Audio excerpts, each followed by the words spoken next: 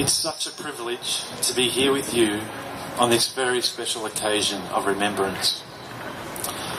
My story is one of overcoming stigma, in my small way.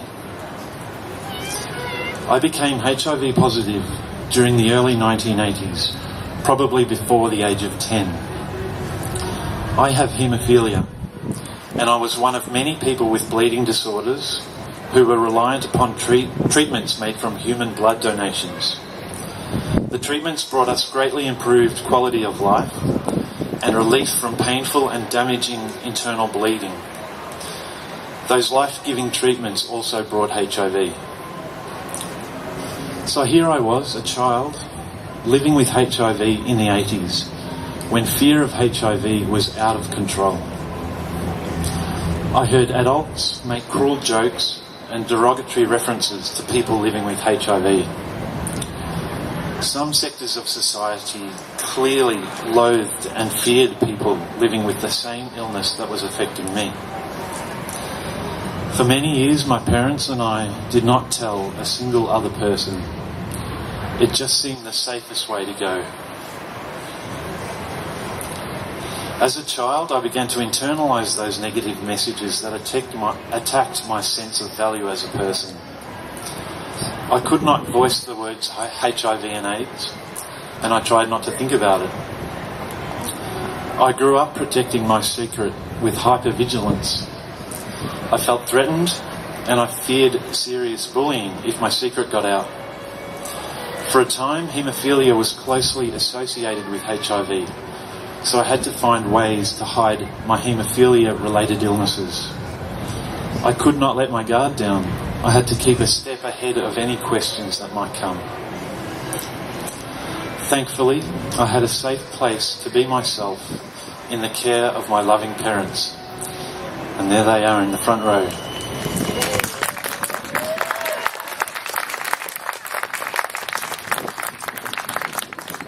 I also had the expert support of medical professionals at the Royal Children's Hospital, whose care seemed to suggest that I did have value. Time passed, I didn't fall ill, and life went on. I made the choice to be optimistic and to fight HIV and live the best life I could. As I matured, my understanding of HIV stigma increased, and my fears receded to a degree. My ability to rationalise and understand the workings of stigma grew. Even though I maintained the secrecy for a long time, I became more confident in my ability to control my information. I decided to disclose for the first time when I was 20. It bothered me that my siblings were distanced from me and the challenges facing me. I did not fear their rejection, but I was still extremely nervous. I had to say, I have HIV out loud. It was really difficult, but it was an important milestone in my acceptance and decision to take control. My siblings embraced and accepted me. It took another 4 years for loneliness to force me to begin to disclose to some carefully selected friends. Again, I felt that these people who felt deeply significant to me couldn't really know or appreciate me until they understood what I was facing. Those disclosures enabled me to feel more connected to others. It opened up relationships with others who would support and affirm me, those who would love me. In recent years, I had the growing nagging feeling that by hiding HIV, I was failing a responsibility I had as a privileged, straight, white, male member of the dominant culture. So last year, I decided to announce publicly that I have HIV. It was something that Jennifer had gently encouraged me to do for years. We both understood the value and the risks. On Facebook, I posted a picture of us and our kids, disclosed my status, and announced how proud I am to still be here.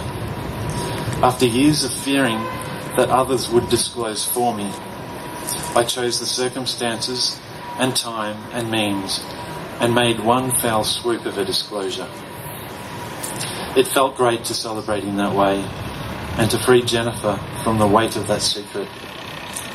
And I was overwhelmed by the supportive and affirming comments that my post received.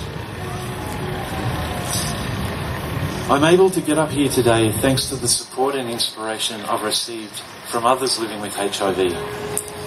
I'm grateful to those courageous men and women, including my predecessors at the Positive Speakers Bureau, who lived openly and unashamedly, refusing to allow HIV to define them, and who spoke up out of love, not fear. Equally, I am inspired by many courageous individuals I know personally, for whom public disclosure is not an option. Many of them live silently with HIV, quietly overcoming huge challenges with great dignity, supporting each other and being a family to each other. Those of you who know me will appreciate just how far out of my comfort zone I am doing this. And if we are to end HIV and AIDS together, as our theme today provokes us, I believe we all need to challenge ourselves to talk about HIV more. By telling our stories as people living with and affected by HIV, we diminish stigma.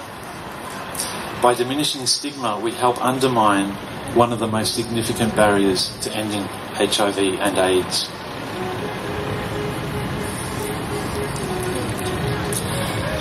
When we all return to our routines tomorrow or during the week, I invite you to put HIV stigma busting on your personal agenda. Talk about it more than you normally do. Whether you are positive or not, tell people what you did today. At work or at home, at church or at the pub this week, tell them about the stories you heard. Consider sharing something of your story. Take a risk. Maybe even take the plunge and disclose. Speak with pride and feel no shame. Tell them that hope is high and people with HIV are living full, meaningful lives. Working, travelling, forming and maintaining fulfilling relationships, having children and growing old. Speak knowledgeably about treatment as prevention, pre- and post-exposure prophylaxis, and the implications of undetectability for people with HIV. Encourage your friends and family members to see to their sexual health checkups if they are sexually active. Then, remember you hold your place in this big, beautiful HIV family that embraces diversity by definition. Embed yourself in and draw strength from this community. I know I do. When I look out at you all, I'm filled with hope, and I feel part of something strong and meaningful, something that is stronger than stigma. Thank you.